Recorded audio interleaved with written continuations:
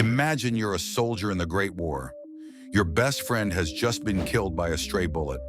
With nothing left to lose, you leap out of the trenches and run toward the enemy. But as you sprint across no man's land, something feels strangely wrong. You clearly hear gunfire erupting from the enemy trenches. Yet none of it seems directed at you, the lone runner rushing their position. Instead, the enemy troops are furiously firing into your old abandoned trenches.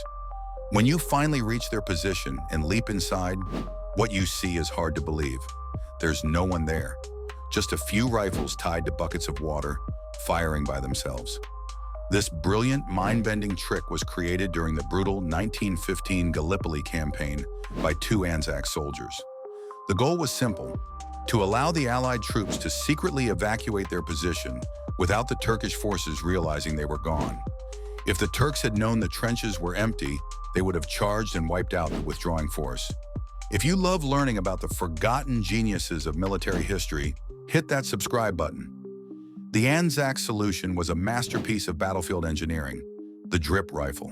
They set up two ration tins, one above the other. The top tin was filled with water and had a tiny pinhole that let water drip slowly into the lower tin.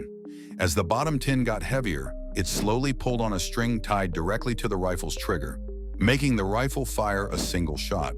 To prevent the rifles from recoiling and spoiling the illusion, they simply tied the barrels down to sandbags.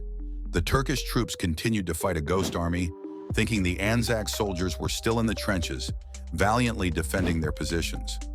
In truth, the ANZACs had already left quietly, successfully executing one of the most brilliant and innovative military retreats in World War I, leaving behind only their drip rifles to maintain the deadly illusion.